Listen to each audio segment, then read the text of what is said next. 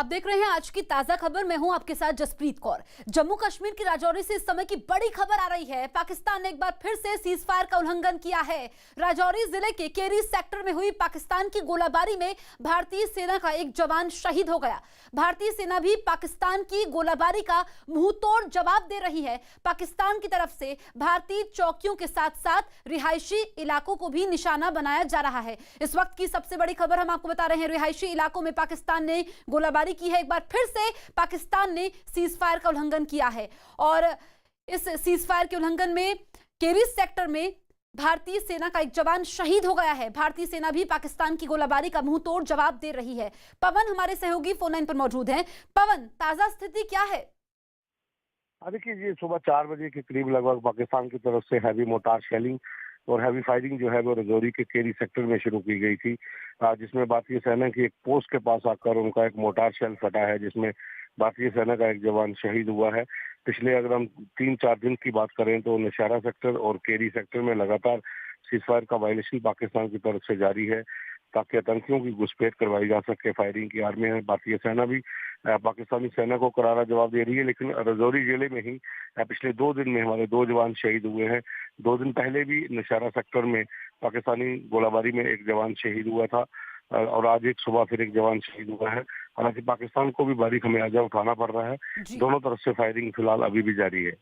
बिल्कुल पवन, पाकिस्तान अपनी हरकतों से बाज नहीं आ रहा है। जहां पर सीज फायर का उल्लंघन हुआ है, सुरक्षा के लिहाज से ये इलाका कितना संवेदनशील है?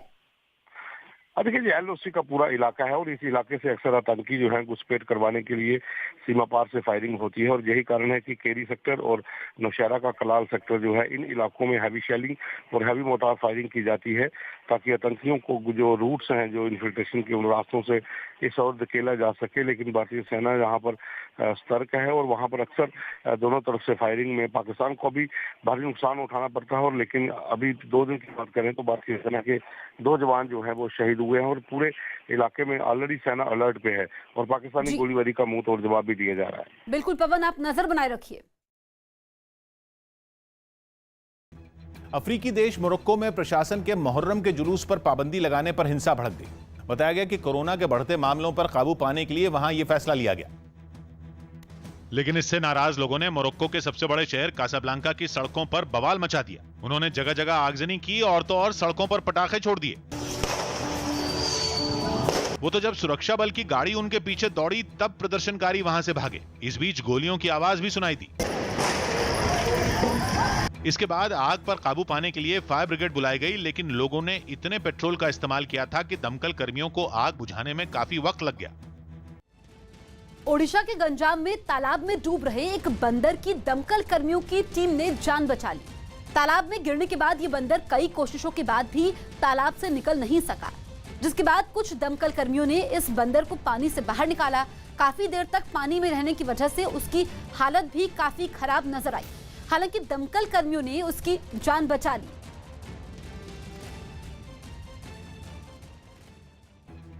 मध्य प्रदेश के बालाघाट में बाढ़ की भेंट चढ़े 6 करोड़ रुपए से ज्यादा के अनाज ने लोगों के होश उड़ा दिए। बताया जा रहा है कि सरकार ने यह अनाज गरीबों में बांटने के लिए किसानों से खरीदा था, लेकिन न तो अनाज बटा और न ही किसी ने बालाघाट के सरकारी गोदाम की सुध ली। आरोप है कि भारी बारिश के बावजूद प्रशासन आंखें मूंद कर बैठा रहा। इसका नतीजा ये हुआ कि 6 करोड़ रुपए से ज्यादा का अनाज पानी में भीगने से सड़ गया और जब गेहूं और चने की हजारों बोरियां सड़ गईं और उनमें घुन लग गया, तब जाकर अधिकारियों को यह बात समझ में आई कि यह अनाज अब किसी के काम का नहीं रह गया।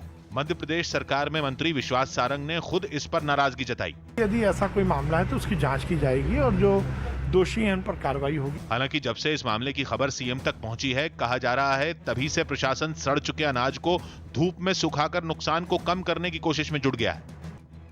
आतंकी मसूद अजहर को भगोड़ा घोषित कर दिया गया। जम्मू की NIA अदालत ने पुलवामा हमले में शामिल आतंकी मसूद अजहर को भगोड़ा घोषित कर दिया। कुछ दिन पहले ही NIA ने पुलवामा हमले में चार्जशीट दाखिल की थी, जिसमें जैश ए मोहम्मद के सरगना मसूद अजहर समेत 19 आतंकियों के नाम शामिल थे। यूपी के प्रयागराज में पुलिस ने गाड़ियां चोरी करने वाले एक गिरोह का पर्दाफाश किया। पुलिस ने इस गिरोह में शामिल 23 आरोपियों को पकड़ा और उनके पास से चोरी की 23 मोटरसाइकिलें भी जब्त की गईं। दिलजीत दोसांझ और यामी गौतम साथ में फिल्म करेंगे, जिसकी शूटिंग अक्टूबर में शुरू हो जाएगी। इस फिल्म का निर्देशन शाद अली कर रहे हैं। हालांकि अभी इस फिल्म का नाम नहीं बताया गया। तेलंगाना कैडर की आईपीएस अधिकारी चारू सिन्हा को श्रीनगर सेक्टर में सीआरपीएफ का आईजी नियुक्त किया गया। वो पहली महिला आईपीएस अधिकारी हैं जिन्हें वहां ये जिम्मेदारी दी गई। इससे पहले चारू सिन्हा जम्मू में तैनात थी। साथ ही वो कई बड़ी जिम्मेदारियां भी निभा चुकी हैं, जिसमें बिहार में नक्सलियों के खिलाफ ऑपरेशन भी शामिल है। गुजरात सरकार गुंडागर्दी करने वालों के खिलाफ सख्त कानून लाएगी। इसके तहत खुलेआम हिंसा, धमकी और मारपीट करने वालों को 10 साल तक की सजा होगी। इसके अलावा दोषियों की संपत्ति भी जब्त की जाएगी। यही नहीं, ऐसे मामलों की जल्द सुनवाई के लिए अलग से अदालतें भी बनेंगी। बिहार के भोजपुर में सड़क हादसे में एक आदमी की मौत हो गई। इस घटना से नाराज गांव वालों ने सड़क जाम कर प्रदर्शन किया। साथ ही इन लोगों ने पुलिस पर भी पथराव किया और गाड़ियों में तोड़फोड़ कर दी, जिसमें कई जवान घायल हो गए। हिमाचल प्रदेश के कुल्लू में एक 3 मंजिला मकान आग से बर्बाद हो गया। यह आग कैसे लगी इसका पता फिलहाल नहीं चल पाया है, लेकिन वो कुछ ही देर में तेज लपटों से घिर गया। लकड़ी का मकान होने की वजह से आग हर तरफ तेजी से फैलती चली गई और वहां से लपटे और धुआं उठने लगा। इस बीच मकान के बाहर लोगों की भीड़ भी जमा नजर आई। इस हादसे में मकान पूरी तरह जलकर राख हो गया। गुजरात के राजकोट में एक तेज रफ्तार कार और एक ऑटो रिक्शा के बीच हुई टक्कर का डरा देने वाला वीडियो सामने आया। बताया जा रहा है कि ऑटो में 2 बच्चों समेत 5 लोग बैठे थे। इस घटना का एक सीसीटीवी वीडियो भी सामने आया, जिसमें एक ऑटो को चौराहे से गुजरता हुआ देखा गया। वो आगे बढ़ ही रहा था कि दूसरी तरफ से एक तेज रफ्तार गाड़ी ने उसे उड़ा दिया। इस जोरदार टक्कर के बाद गाड़ी ऑटो को घसीटते हुए काफी आगे ले गई। एक तरफ का हिस्सा कार के बोनेट में फंसने से ऑटो पलटा नहीं, लेकिन उसमें बैठे 2 लोग गंभीर रूप से घायल हो गए, जिन्हें वहां मौजूद लोगों की मदद से अस्पताल पहुंचाया गया। इस घटना के बाद कार सवार फरार हो गया, जिसकी तलाश पुलिस ने भी तेज कर दी। पूर्वी लद्दाख में एलएसी पर भारतीय सेना ने चीनी सैनिकों की एक और बड़ी साजिश को नाकाम कर दिया। जानकारी के मुताबिक 31 अगस्त को चीन ने एक साजिश के तहत एक साथ 3 जगहों पर अपनी सेना को भेजकर वर्तमान सीमा में बदलाव करने की कोशिश की थी, लेकिन पहले से मुस्तैद भारतीय सेना ने उन्हें मुंहतोड़ जवाब देते हुए पीछे धकेल दिया। चीनी सेना ने पैंगोंग के दक्षिण हिस्से में उन पहाड़ियों पर कब्जे की कोशिश की जिन पर पहले से भारतीय फौजों का नियंत्रण है। तीनों जगह पर एक साथ 40-40 सैनिकों ने पहुंचकर कब्जा करने की कोशिश की, जिसे भारतीय सेना ने रोक दिया। इस बीच 2 घंटे तक टकराव चला और आखिरकार चीनी सेना को भागना पड़ा। भारत ने चीन की इस हरकत पर कड़ी नाराजगी जाहिर करते हुए इसे घुसपैठ की साजिश और उकसाने वाली हरकत बताया। चीन ने ऐसी हरकत तब की है जब दोनों तरफ के कमांडर तनाव घटाने के लिए बातचीत कर रहे थे। इसके बाद रक्षा मंत्री ने भारतीय फौजों से किसी भी हालात से निपटने के लिए तैयार रहने को कहा है। गुजरात के कई जिलों में भारी बारिश के तांडव ने लोगों को बेबस कर दिया। राज्य के 10 से ज्यादा जिलों में लगातार हुई बारिश की वजह से बाढ़ का संकट गंभीर हो गया, जिससे जानवर भी नहीं बचे हैं। भावनगर जिले का वेलावदार ब्लैकबक नेशनल पार्क, जो काले हिरणों के लिए दुनिया भर में मशहूर है, उसके आधे से ज्यादा हिस्से को बाढ़ ने अपनी चपेट में ले लिया। वहां से सामने आई तस्वीरों में हिरणों को सैलाब के बीच फंसे हुए देखा गया। भारी बारिश ने सिर्फ सौराष्ट्र के जिलों की ही मुश्किलें नहीं बढ़ाई, मध्य गुजरात में भी नर्मदा नदी का जलस्तर रिकॉर्ड स्तर के पास पहुंचने से हालात बिगड़ गए। मध्य गुजरात में ज्यादा बारिश तो नहीं हुई, लेकिन मध्य प्रदेश से जो पानी छोड़ा गया उसने नर्मदा नदी को रौद्र रूप दे दिया और नर्मदा नदी का जलस्तर बढ़ने से कई बांध खतरनाक हो गए। भरूच जिले के कई रिहायशी इलाकों को बाढ़ ने अपने निशाने पर ले लिया। वहां 6000 से ज्यादा लोगों को सुरक्षित इलाकों में भेजने की जानकारी सामने आई। वडोदरा में भी विश्वामित्री नदी का पानी निचले इलाकों में घुसाने से हालात काफी बिगड़ गए। राजस्थान के कोटा में झमाझम बारिश हुई। राजस्थान के कोटा में झमाझम बारिश ने लोगों को तेज गर्मी से राहत दिलाई। यूपी के सीतापुर में गाड़ी एक बुजुर्ग महिला को टक्कर मारकर फरार हो गई। हाईकोर्ट के आदेश के बाद यूपी के मथुरा जेल में बंद डॉक्टर कफील खान को रिहा कर दिया गया। यूपी के बागपत में हाईवे पर चलती कार में आग लग गई। बताया गया कि दिल्ली से बड़ौद जा रही इस कार में शॉर्ट सर्किट की वजह से आग लगी। चीन और रूस में जारी तनाव के बीच अमेरिका ने समंदर में दुश्मन के जहाज को तबाह करने की ताकत का प्रदर्शन किया। अमेरिका प्रशांत महासागर में अपने सहयोगी देशों के साथ एक बड़ा सैन्य अभ्यास कर रहा है, जिसमें उसने दुश्मन के जंगी जहाज को बर्बाद करने की ताकत दिखाई। इसका एक वीडियो भी जारी किया गया, जिसमें समंदर में तैर रहे इस जहाज से धुआं निकलता नजर आया। अभ्यास के लिए अमेरिका ने अपने एक पुराने जहाज का इस्तेमाल किया था, जिस पर अलग अलग जंगी जहाजों से कई मिसाइलें दागी गईं। हमला होते ही जहाज में धमाके होने लगे और देखते ही देखते पूरा जहाज धुएं के गुबार में ढक गया।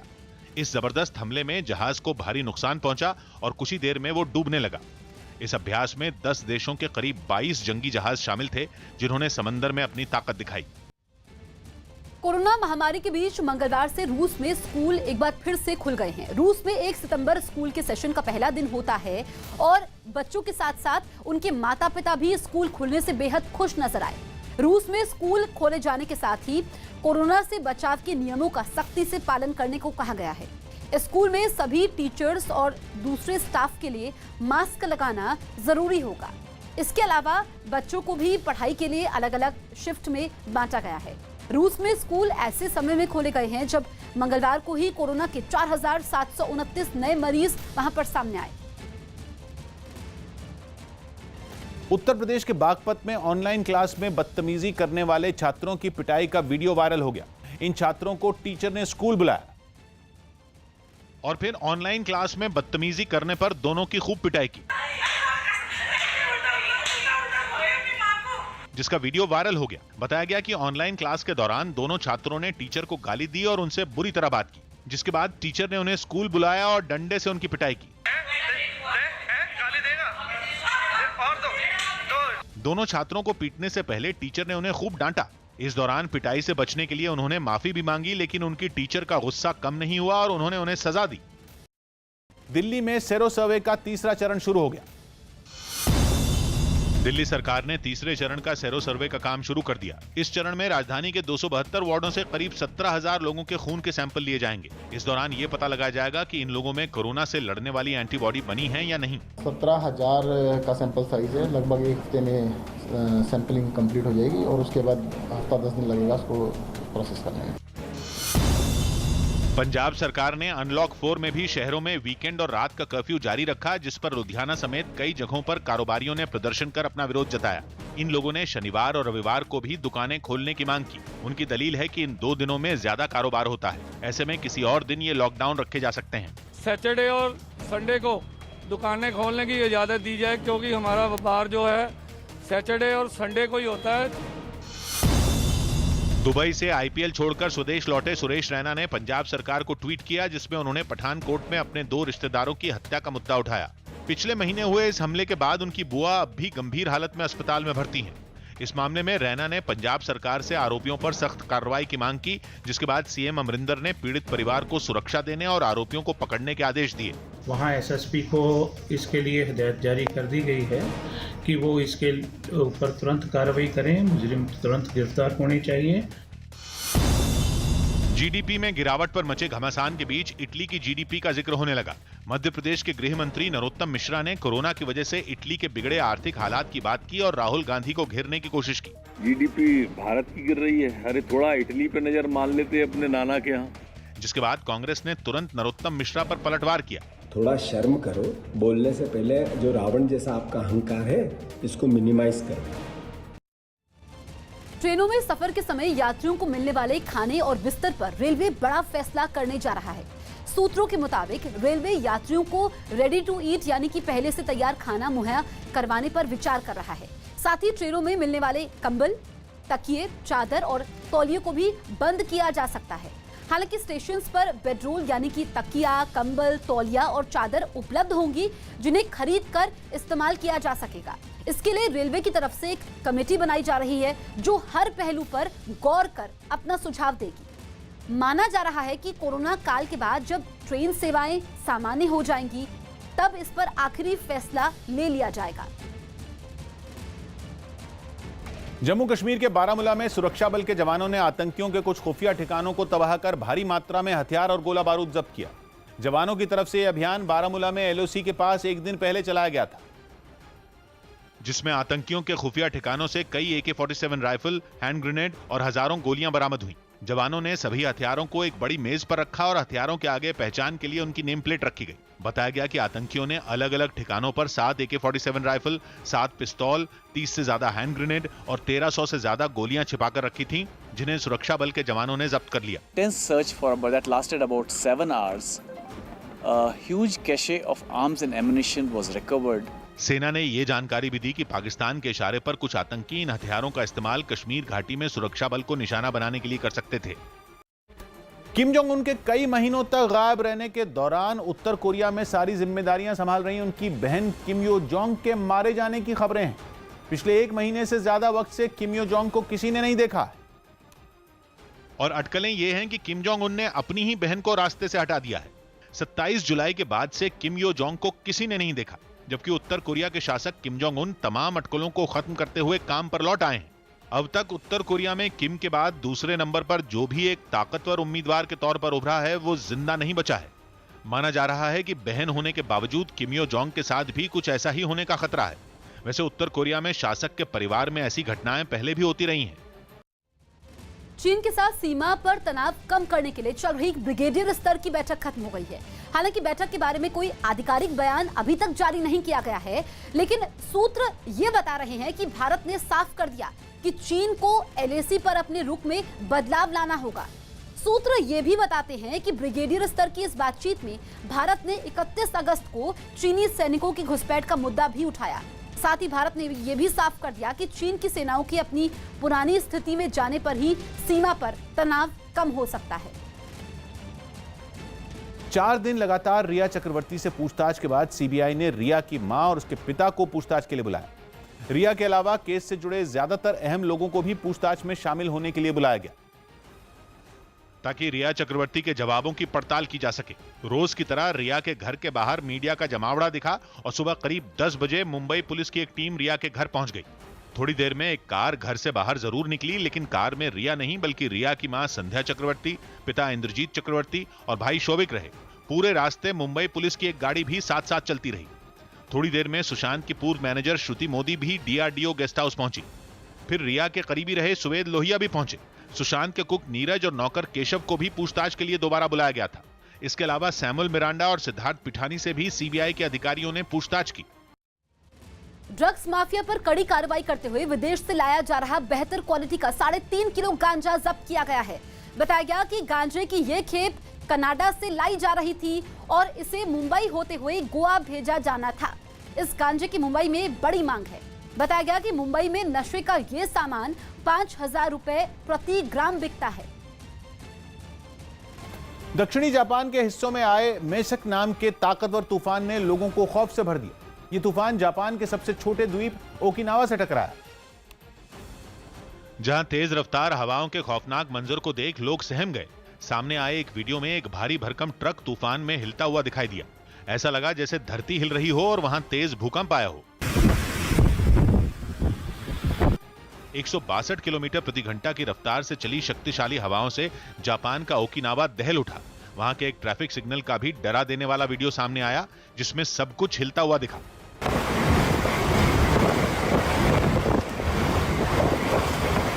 मेसक नाम के ताकतवर तूफान से लोग थर्रा गए। ओकिनावा के बाद यह तूफान जापान के तीसरे सबसे बड़े द्वीप चुशु भी पहुंचा और पड़ोसी देश दक्षिण कोरिया में भी इस तूफान से खतरे को देखते हुए चेतावनी जारी कर दी गई।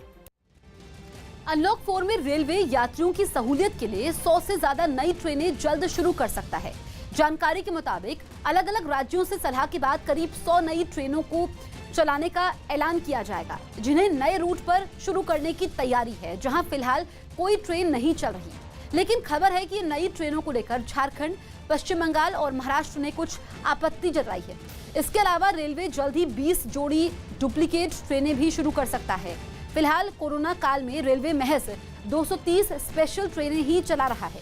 इनमें कुछ ट्रेनों की मांग बहुत ज्यादा है, जबकि बाकी खाली चल रही हैं। क्रिकेटर बेन स्टोक्स आईपीएल से हट सकते हैं। राजस्थान रॉयल्स के क्रिकेटर बेन स्टोक्स के आईपीएल से हटने की अटकलें तेज हो गईं। उनके पिता को ब्रेन कैंसर है, जिसकी वजह से वो पिछले दिनों पाकिस्तान के खिलाफ एक ही टेस्ट मैच खेल पाए थे। पिता की बीमारी की खबर मिलने के बाद वो इंग्लैंड से अपने घर न्यूजीलैंड लौट गए थे। ऐसे में अब उनके आईपीएल में भी खेलने पर सस्पेंस बन गया है। कोरोना संकट पर काबू पाने के लिए केंद्र 4 राज्यों में अपनी टीमें भेजेगा। इन राज्यों में उत्तर प्रदेश, ओडिशा, झारखंड और छत्तीसगढ़ शामिल हैं। ये टीमें वहां जाकर कोरोना के हालात का जायजा लेंगी और राज्य सरकार को ऐसे तरीके बताएंगी जिससे कोरोना पर काबू पाया जा सके। साथ ही जरूरत महसूस होने पर केंद्र से हर तरह की मदद पहुंचाने की कोशिश करेंगी। दिल्ली के रघुबीर नगर में एक आदमी पर अपने 2 दोस्तों की हत्या करने का आरोप लगा, जिसके बाद पुलिस ने आरोपी को गिरफ्तार कर लिया। पुलिस के मुताबिक इन तीनों में मकान के किराए पर बहस हुई थी, जिसके बाद आरोपी ने सोते समय इन दोनों की हत्या कर दी और फरार हो गया। लेट रात को हम सक्सेसफुल रहे और हमने हमारी टीमों का की जो मेहनत है उसको कामयाब हुई और हम साकिब को पकड़ के लेके आए हैं। दिल्ली महिला आयोग ने तिलक नगर इलाके में स्पा की आड़ में चल रहे सेक्स रैकेट का भंडाफोड़ किया है। दिल्ली में कोरोना की वजह से पहले से ही स्पा खोलने की इजाजत नहीं है। दिल्ली महिला आयोग को इस मामले में किसी शख्स ने फोन कर जानकारी दी थी। इसके बाद दिल्ली पुलिस के साथ मौके पर पहुंची महिला आयोग की टीम को मौके से कई लोग आपत्तिजनक हालात में मिले। इस मामले में पुलिस ने 5 लोगों को हिरासत में भी लिया। स्पा से पुलिस को कई आपत्तिजनक सामान भी मिला है। सीएए और एनआरसी के विरोध के समय भड़काऊ भाषण देने के आरोप में पिछले 7 महीने से जेल में बंद डॉक्टर कफील को देर रात मथुरा जेल से रिहा किया गया। इलाहाबाद हाईकोर्ट ने कल दोपहर में ही कफील को जमानत दे दी थी। हाईकोर्ट ने अपने फैसले में डॉक्टर कफील पर रासुका लगाए जाने को गलत माना था। जेल से बाहर आते ही डॉक्टर कफील ने दावा किया कि उनके खिलाफ झूठा केस बनाया गया था। डॉक्टर कफील को इसी साल 13 फरवरी को गिरफ्तार किया गया था और तब से ही वो जेल में बंद थे। अलीगढ़ प्रशासन ने उन पर रासुका भी लगाया था। पिछले दिनों सुप्रीम कोर्ट ने हाई कोर्ट को इस मामले की सुनवाई 15 दिन के भीतर खत्म करने को कहा था। डॉक्टर कफील फिलहाल केरल और असम जाकर कोरोना से पीड़ित लोगों को मेडिकल मदद देना चाहते हैं। मैं जुडिशरी का बहुत शुक्रगुजार हूं, जिन्होंने इतना अच्छा ऑर्डर दिया, जिसमें उन्होंने लिखा है कि उत्तर प्रदेश सरकार ने एक झूठा, बेसलेस और एक फिक्शियस केस, मतलब बिना बात के एक ड्रामा करके एक केस बनाया और मुझे 8 महीने तक इस जेल में 5 दिन तक बिना खाना दिए हुए, बिना पानी दिए हुए, इस तरह से मुझे प्रताड़ित किया गया। कोरोना संकट की वजह से लंबे वक्त तक चले विरोध के बावजूद देश भर में जेईई की परीक्षाएं शुरू हो गईं। सभी परीक्षा केंद्रों पर कोरोना के खतरे से बचाव के इंतजाम भी किए गए, ताकि बिना किसी डर के सभी छात्र अपनी परीक्षा दे सकें। कोलकाता के एक परीक्षा केंद्र के बाहर भी छात्रों की स्क्रीनिंग और उनके हाथों को सैनिटाइज करवाने का इंतजाम नजर आया। साथ ही कतार में खड़े छात्रों के बीच जरूरी दूरी बनी रहे, इसलिए जमीन पर थोड़ी थोड़ी दूरी पर निशान भी बने दिखे। हम लोग 2 साल से प्रिपरेशन ले रहे हैं, तो अभी मतलब आने के वजह और कुछ चारा नहीं था। जम्मू के एक परीक्षा केंद्र से सामने आई तस्वीरों में भी स्क्रीनिंग और हाथों को सैनिटाइज करने के बाद ही सभी छात्र अंदर जाते नजर आए। बताया गया कि परीक्षा केंद्रों के अंदर हर एक कमरे में छात्रों के बैठने की व्यवस्था नियमों के तहत ही की गई, ताकि उन्हें कोरोना के खतरे से बचाया जा सके। हर सीट के बीच में डिफरेंस था, सैनिटाइज प्रॉपर हुआ है, बढ़िया था सब कुछ। जम्मू के इस परीक्षा केंद्र में लद्दाख और कश्मीर घाटी से भी कई छात्र जेईई की परीक्षा देने पहुंचे। राजस्थान के जालौर में एक लड़के के साथ बेरहमी से मारपीट करने का दिल दहलाने वाला वीडियो सोशल मीडिया पर वायरल हो गया। ये घटना 10 दिन पुरानी बताई जा रही है और आरोप है कि पुलिस ने अब तक इस मामले में किसी के खिलाफ कोई कदम नहीं उठाया। हालांकि घटना का वीडियो सोशल मीडिया पर वायरल होने के बाद वो निशाने पर आ गई। इस वीडियो में कुछ लोग एक लड़के को बंधक बनाकर उसे बेरहमी से पीटते नजर आए। वीडियो में दिख रहे आरोपियों पर आपत्तिजनक हरकत करने का भी आरोप लगा। जिस लड़के को पीटा गया वो बाड़मेर का बताया जा रहा है, जिसने 10 दिन पहले आरोपियों के खिलाफ जालौर पुलिस को शिकायत दी थी। लेकिन दावा यह है कि पुलिस ने इस शिकायत पर कोई कार्रवाई नहीं की और आरोपियों की पहचान होने के बावजूद उन्हें गिरफ्तार नहीं किया गया।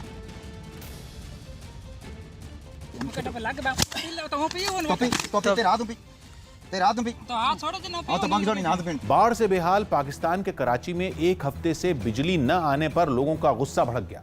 बाढ़ से बिगड़े हालात की वजह से कराची के लोग पहले ही इमरान खान की सरकार से नाराज हैं और एक हफ्ते से उनके घरों में बिजली न आने पर लोगों का सब्र भी जवाब दे गया। कुछ लोगों ने कराची की सड़कों पर गाड़ियों के टायर, पत्थर और डंडे रखकर उन्हें जैम कर दिया और इमरान सरकार का ध्यान अपनी ओर खींचने की कोशिश की।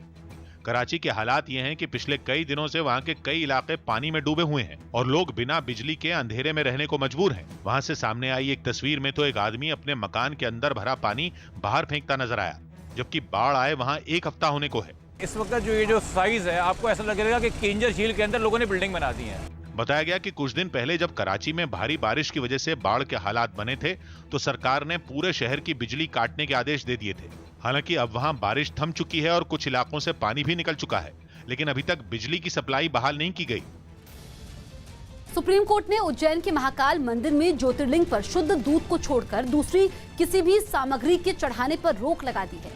सुप्रीम कोर्ट ने यह आदेश ज्योतिर्लिंग की सुरक्षा के लिए दिए हैं। सुप्रीम कोर्ट ने पिछले साल एक एक्सपर्ट कमेटी बनाई थी, जिसने अब अपनी रिपोर्ट में कहा है कि उज्जैन का शिवलिंग धीरे धीरे घिस रहा है। इसके पीछे एक कारण बताया गया कि श्रद्धालु शिवलिंग पर दूध के साथ साथ कई और सामग्री भी चढ़ाते हैं, जिससे शिवलिंग को नुकसान हो रहा है। यानी अब शिवलिंग पर घी, शहद और दही जैसी चीजें नहीं चढ़ेंगी और न ही श्रद्धालु शिवलिंग को रगड़ पाएंगे। इसके अलावा कोर्ट ने मंदिर के रखरखाव के लिए केंद्र और राज्य सरकार को जरूरी फंड देने के आदेश भी दिए हैं।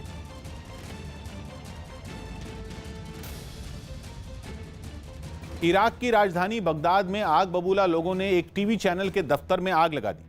बताया गया कि मुहर्रम के महीने में चैनल ने म्यूजिक कॉन्सर्ट दिखा दिया था, जिसे लोगों ने उनके धर्म का अपमान माना और गुस्से में चैनल के दफ्तर को ही फूंक दिया।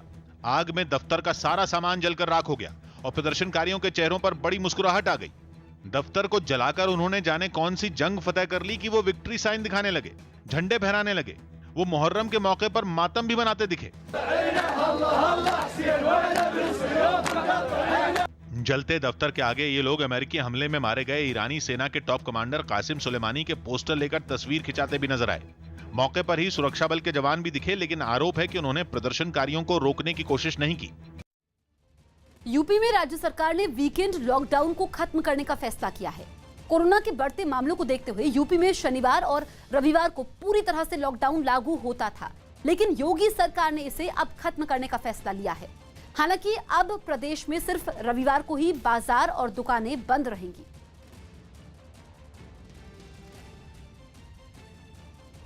जम्मू कश्मीर के उपराज्यपाल हजरत बल दरगाह गए।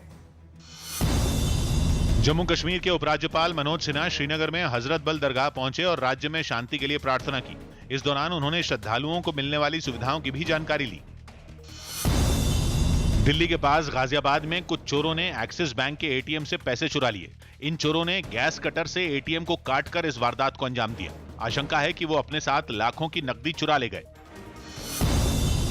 जम्मू कश्मीर के बारामूला से 2 संदिग्ध गिरफ्तार कर लिए गए। एक दिन पहले सेना के काफिले पर ग्रेनेड से हमला हुआ था, जिसमें 7 नागरिक घायल हो गए थे। आरोप है कि गिरफ्तार संदिग्ध इसी हमले में शामिल थे। टाइगर श्रॉफ का एक वीडियो सोशल मीडिया पर वायरल हो गया। इस वीडियो में वो कसरत के दौरान 220 किलो का वजन उठाते दिखाई दिए।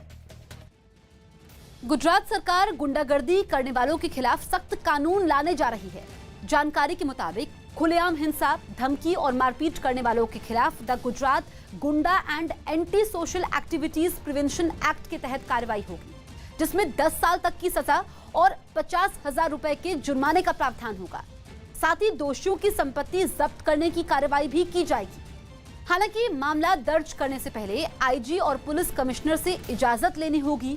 इसके अलावा ऐसे मामलों की सुनवाई के लिए अलग से अदालतें भी बनेंगी, ताकि मामलों का निपटारा जल्द हो पाए। पश्चिम बंगाल के मेदिनीपुर के एक सरकारी अस्पताल में बारिश का पानी घुसने से मरीज बेहाल हो गए। वहां रात भर बारिश होने से ऐसे हालात बने, जिससे मरीजों की दिक्कतें बढ़ गईं। अस्पताल का एक भी हिस्सा ऐसा नहीं दिखा जहां पानी नहीं भरा हो। मेन गेट से लेकर हर एक वार्ड में बारिश का पानी घुस गया। इन्हीं हालात में डॉक्टर मरीजों की जांच करते नजर आए। यहां तक कि अस्पताल के फर्श पर जगह जगह रखा सामान भी पानी से खराब हो गया। मरीजों के परिवार वाले भी वहां परेशान होते दिखे। नीचे जल देखूं, पेशेंट बसे आछे, এই তো पेशेंट बसे आछे देखूं। अस्पताल के बाहर भी हालात बदतर ही मिले। सड़क का तो नामो निशान ही मिट गया। ऐसे में जो मरीज अस्पताल पहुंचे, उन्हें अंदर जाने के लिए काफी मुश्किलें उठानी पड़ी। एक मरीज को तो सड़क पर पानी भरा होने की वजह से स्ट्रेचर पर लिटाकर अस्पताल के अंदर ले जाया गया। इस बीच सड़क पर भर रहे पानी को खत्म करने का काम शुरू कर दिया गया। इस वक्त की बड़ी खबर आपको बता दें, एनसीबी यानी नारकोटिक्स कंट्रोल ब्यूरो ने मुंबई के अंधेरी इलाके से एक और ड्रग पेडलर को गिरफ्तार किया है। ये गिरफ्तारी कल बांद्रा में पकड़े गए ड्रग पेडलर जैद से पूछताछ के बाद हुई है। जानकारी के मुताबिक बांद्रा से कल जिस ड्रग्स डीलर की गिरफ्तारी हुई थी, उसने रिया के भाई शोविक से रिश्ते होने की बात कबूल की है। पूछताछ में यह भी साफ हुआ कि शोविक एक दूसरे ड्रग्स डीलर के जरिए इस ड्रग्स डीलर के संपर्क में आया था। एनबीसी के सूत्र ये बताते हैं कि ड्रग्स डीलर ने माना कि शोविक ज्यादातर बट यानी गांजा खरीदता था और ड्रग्स खरीदने के लिए कैश और ऑनलाइन पेमेंट्स करता था। गिरफ्तार ड्रग्स डीलर मुंबई का बड़ा सरगना बताया गया, जिसकी फिल्म जगत में अच्छी पैठ है। हालांकि अभी तक ड्रग्स डीलर के रिया के साथ सीधे संबंध होने का पता नहीं चल पाया है। इस गिरफ्तारी के बाद एनसीबी अब शोभिक से भी पूछताछ कर सकती है। आनंद तिवारी हमारे सहयोगी फोन लाइन पर मौजूद है। आनंद, एक और ड्रग डीलर की गिरफ्तारी हुई है और क्या जानकारी मिल रही है? जी देखिए, जो एनसीबी के सूत्र है उनसे जो जानकारी मिली है कि कल जिस शख्स को गिरफ्तार किया था उसका नाम जैद है और वो बांद्रा का रहने वाला है और उससे सीधे रिश्ते जो हैं ड्रग्स डीलिंग के वो सामने आए हैं शोभिक के। शोभिक ने 17 तारीख को एक ड्रग्स की एक गांजे की एक खेप जो है वो जैद से खरीदी थी। ऐसे जो कुछ सबूत है वो नारकोटिक्स कंट्रोल ब्यूरो को मिले हैं और उसके आधार पर ही एक फिर बांद्रा में ही कल रात रेड करी है और वहां से एक बशीर नाम के शख्स को हिरासत में लिया है। और जो एनसीबी के सोर्सेज है उनका कहना है कि जो बशीर है वो राइट हैंड है शोभिक का ड्रग्स डीलिंग की दुनिया में और उसकी काफी अच्छी पैठ है मुंबई में। वसीद ने ही जो 17 तारीख को शोभिक को ड्रग्स चाहिए थी जैद का नंबर शोभिक को दिया था। फिर शोभिक ने वसीद के रेफरेंस से जैद से बात की थी और उसके बाद ये ड्रग्स की खरीद फरोख्त हुई थी। तो जाहिर तौर पर आज दोपहर तक एनसीबी जो है वसीद को भी गिरफ्तार कर सकती है, जो सोर्सेज बता रहे हैं। और उसके बाद जो वसीद और जैद है उन्हें आमने सामने बिठाकर पूछताछ की जाएगी और आने वाले दिनों में अब जो शोभिक है उनकी मुश्किलें बढ़ सकती है क्योंकि उनको जो 67 एनडीपीएस एक्ट का जो एक नोटिस होता है, सम्मन होता है, अगर उनका नाम ड्रग्स डीलिंग में आया तो उन्हें उन पूछताछ का सामना करना पड़ेगा। बताना पड़ेगा कि आप ये मुंबई के जो ड्रग्स डीलर है उन्हें कैसे जानते हैं, उनसे आपने कौन कौन सी ड्रग्स। बिल्कुल आनंद, तो शोभिक की मुश्किलें बढ़ सकती हैं। आप नजर बनाए रखिए, लौटेंगे आपके पास। यूपी के लखीमपुर खीरी में घाघरा नदी के पास बना एक मकान भरभराकर गिर गया। घाघरा नदी में पानी का स्तर बढ़ने के बाद आसपास की जमीन में कटाव शुरू हो गया, जिसकी वजह से मकान अचानक से गिर गया। मकान गिरने के बाद वहां के लोगों में दहशत फैल गई। हालांकि मकान के गिरने के खतरे को देखते हुए उसे पहले ही खाली करवा दिया गया था। प्रशासन ने नदी के पास बने मकानों को खाली कर देने के निर्देश दे दिए हैं। तो देखिए, ये मकान जो है भरभराकर गिर गया और इसके बाद कई मकानों को खाली करने का आदेश भी दिया गया है। नदी के पास मकान गिरने से दहशत मच गई। ये तस्वीरें आप देखिए लखीमपुर खीरी की, जहां पर घाघरा नदी के पास बना एक मकान अचानक से गिर गया। घाघरा नदी में पानी का स्तर बढ़ने के बाद आसपास की जमीन में कटाव शुरू हो गया, जिसकी वजह से मकान गिर गया। मकान गिरने से वहां पर जो लोग मौजूद थे उनमें दहशत फैल गई। हालांकि मकान के गिरने के खतरे को देखते हुए उसे पहले ही खाली करवा दिया गया था और जो आसपास के मकान हैं उनको भी खाली करवाने के निर्देश दिए गए हैं।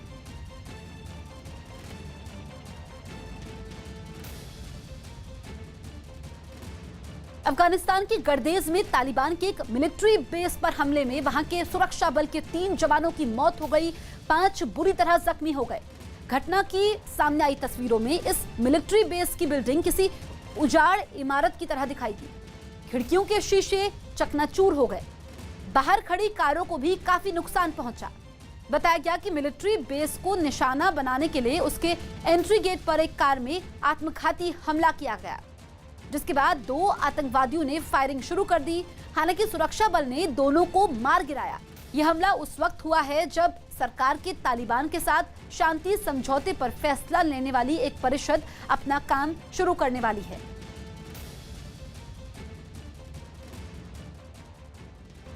चीन के दक्षिण अमेरिकी देश अर्जेंटीना की पोर्क इंडस्ट्री में निवेश की योजना पर ब्यूनस आयर्स में लोगों ने विरोध प्रदर्शन किया। अर्जेंटीना की सरकार चीन को सुअर का मांस निर्यात करने के लिए एक करार करना चाहती है। लेकिन अर्जेंटीना के लोगों का आरोप है कि इस डील के बाद चीन वहां बड़ी संख्या में पिग फार्म खोल देगा, जिससे पर्यावरण को नुकसान पहुंचेगा और महामारी का खतरा भी बढ़ेगा। इसलिए विरोध जताने के लिए सैकड़ों लोग हाथों में बैनर और तख्तियां लेकर सड़कों पर निकल आए। अपनी मांग सरकार तक पहुंचाने के लिए लोगों ने राष्ट्रपति के दफ्तर तक मार्च निकाला। इस दौरान लोग काफी आक्रामक दिखे। कुछ प्रदर्शनकारी तो चेहरों पर सुअर के मुंह वाले मुखौटे लगाकर पहुंचे। No queremos que se firme de ninguna manera. Se van a matar 100 millones de cerdos al año. इस करार में अर्जेंटीना के चीन को अगले 4 साल में 9 लाख टन सुअर का मीट देने की बात है। लेकिन इसके खिलाफ प्रदर्शनों के बाद वहां सरकार ने इस डील को नवंबर तक टाल दिया है। वाराणसी के नाविकों की एक्टर सोनू सूद ने मदद की। एक्टर सोनू सूद ने वाराणसी में रोजी रोटी की समस्या से जूझ रहे करीब 350 नाविकों को राशन की पैकेट भिजवाए। बताया गया कि ट्वीट के जरिए सोनू सूद से इन लोगों ने मदद मांगी थी। ये राशन किट आया है फिल्म अभिनेता सोनू सूद सर के सहयोग से आया है और ये जो बनारस में जो काशी में नाविक हैं जो नाव चलाते हैं उनको दिया गया है। दिल्ली में पिछले 24 घंटों में कोरोना के 2312 नए मामले सामने आए, जबकि इस महामारी से एक दिन में 18 लोगों की मौत हो गई। मध्य प्रदेश के ग्वालियर में पुलिस ने अवैध हथियारों की तस्करी करने वाले गिरोह का पर्दाफाश किया। पुलिस ने तस्करों के पास से 15 पिस्तौल भी बरामद किए। इनके पकड़े जाने से शहर में जो गंभीर वारदातें होने की संभावना थी उस पर रोक लगी है। यूपी के मेरठ में सीवर में गिरे घोड़े को रस्सी की मदद से सुरक्षित बाहर निकाल लिया गया। ये घोड़ा सड़क पर चलते हुए खुले हुए सीवर में गिर गया था। राजस्थान की बूंदी में कई लोगों को सड़क पर पटक कर घायल करने वाले एक आवारा सांड ने दम तोड़ दिया। बताया गया कि कुछ दिनों से ये सांड बीमार था। इटली में एक जहाज में आग लगने से 3 लोगों की मौत हो गई। बताया गया कि जहाज के इंजन में आग लगी और एक विस्फोट हुआ, जिसके बाद पूरा जहाज आग की लपटों में घिर गया और उससे काला धुआं निकलता दिखाई दिया। ऐसे में जहाज में सवार लोगों की जिंदगी खतरे में पड़ गई, जिसके बाद उन्हें बचाने की कवायद शुरू हो गई। गोताखोर इन लोगों को वहां मौजूद एक नाव तक पहुंचाने की कोशिश में जुट गए। पानी में जान बचाने के लिए एक ट्यूब की भी मदद ली गई, लेकिन 3 जिंदगियों को बचाया नहीं जा सका। सुशांत की मौत के मामले में मंगलवार को सीबीआई ने रिया चक्रवर्ती के माता-पिता से पूछताछ की। ये पूछताछ करीब 8 घंटे तक चली। ये पहली बार है जब सीबीआई ने इस मामले में रिया के माता-पिता से पूछताछ की हो। इसके अलावा सीबीआई आज एक बार फिर इन लोगों से पूछताछ करेगी। ईडी भी रिया के पिता इंद्रजीत चक्रवर्ती से कई बार पूछताछ कर चुकी है। इस बीच उनसे बैंक अकाउंट और उनके लॉकर को लेकर भी सवाल जवाब किए गए थे। सीबीआई ने पूछताछ के समय रिया के माता-पिता से सुशांत और रिया के संबंधों को लेकर कई सवाल किए। जानकारी के मुताबिक सीबीआई ने पूछा कि आपको रिया सुशांत के रिश्तों का कब पता चला? क्या आपको पता था कि रिया सुशांत के साथ उनके घर में रहती हैं? क्या रिया सुशांत के झगड़े की जानकारी आपको पता थी? आप सुशांत से कितनी बार मिले और कितनी बार फोन पर बात हुई? क्या रिया ने सुशांत की बीमारी के बारे में आपको बताया था? क्या आपके और सुशांत के बीच पैसे का लेन देन हुआ था? आपने सुशांत रिया की कंपनी के लिए अपना पता क्यों दिया? रिया और शोभिक इन कंपनियों में पार्टनर कैसे बने? और क्या आपको पता है कि रिया और शोभिक ड्रग्स लेते हैं? पंजाब के जलंधर में मोबाइल फोन छीनकर भाग रहे 2 बदमाशों से 15 साल की एक लड़की बीच सड़क पर भिड़ गई। खौफ से भर देने वाली इस घटना के कई सीसीटीवी वीडियो भी सामने आए, जिनमें एक बदमाश उसके हाथ से मोबाइल फोन छीनकर भागते हुए दिखाई दिया, लेकिन वो घबराई नहीं और ना ही उसने बदमाश को वहां से जाने दिया। वो बेखौफ होकर उसके पीछे दौड़ पड़ी। इसी दौरान उसका एक साथी बाइक पर वहां पहुंच गया और बदमाश कूदकर उस पर बैठ गया, लेकिन 15 साल की कुसुम ने उसे छोड़ा नहीं। उसने उसे पीछे से दबोच लिया। इसी खींचतान में बदमाश के हाथ से एक धारदार हथियार नीचे गिर गया। वो संभल भी नहीं पाया था कि लड़की ने उसे घसीटकर नीचे उतार दिया। बदमाश ने भागने के लिए उसे घूंसे मारने शुरू कर दिए। उसने नीचे से धारदार हथियार उठाकर उस पर कई वार भी किए, लेकिन वो तब भी नहीं डरी और बदमाश इतनी कोशिशों के बाद भी खुद को छुड़ा नहीं पाया, जिसके बाद उसने उसके साथ मारपीट भी की। इस घटना के दौरान इलाके में शोर मचा तो आसपास रहने वाले लोग वहां इकट्ठा हो गए, जिनमें एक आदमी दौड़कर मोटरसाइकिल सवार के पीछे भागते हुए दिखा। इलाके के लोग निकल आए तो उसने बाइक दौड़ा दी और वो वहां से रफूचक्कर हो गया, लेकिन जिस बदमाश ने मोबाइल छीना था उसे लड़की ने नहीं छोड़ा। वो जख्मी हालत में उसे लेकर नीचे गिर गई, पर उसने हार नहीं मानी। कई लोगों के वहां पहुंचने के बाद बदमाश को पकड़कर पुलिस के हवाले कर दिया गया। हालांकि 15 साल की कुसुम को इस घटना में कई चोटें आईं। ਤੇ ਉਹਦੇ ਅੱਗੇ ਜਿਹੜਾ ਬਾਈਕ ਤੇ ਬੈਠਾ ਸੀ ਨਾ ਉਹ ਕਹਿੰਦਾ ਪਿਆ ਕਿ ਇਹਦੇ ਸਿਰ ਤੇ ਮਾਰ ਇਹਦੇ ਸਿਰ ਤੇ ਮਾਰ ਫਿਰ ਅੱਗੇ ਵਾਲਾ ਭੱਜ ਗਿਆ ਉਹ ਫੜਿਆ ਗਿਆ। इस घटना में उसका मोबाइल फोन भी बदमाश से बरामद कर लिया गया। लॉकडाउन में गरीब मजदूरों को उनके घर पहुंचाने वाले अभिनेता सोनू सूद वाराणसी के नाविकों के लिए भी एक हीरो की तरह मदद के लिए आगे आए हैं। सोनू सूद की तरफ से वाराणसी में नाव चलाकर अपने परिवार का पेट पालने वाले 350 परिवारों को राशन पहुंचाया गया है। लॉकडाउन की वजह से वाराणसी में नाविक समाज का कामकाज पूरी तरह से बंद है। इसकी वजह से परिवारों के सामने खाने पीने की समस्या थी, जिसके बाद इन लोगों ने ट्वीट के जरिए अभिनेता सोनू सूद से मदद मांगी थी। ट्वीट पर मदद मांगने के महज 5 घंटे के भीतर ही सोनू सूद ने न सिर्फ मदद का भरोसा दिया बल्कि उनके घरों तक राशन किट भी पहुंचा दी। तुरंत मिली इस मदद के बाद यहाँ के नाविक परिवारों ने सोनू सूद का धन्यवाद किया है। इन नाविकों का था कि किसी तरीके से राशन की मदद हो जाए, तो हम लोगों ने सीधे सोनू सूद सर को ट्वीट किया। मुझे लगा कि इतने सोनू सूद सर इतना सबको सहयोग कर रहे हैं, इन नाविकों का भी भला हो जाएगा, तो यही उम्मीद के साथ ट्वीट किया।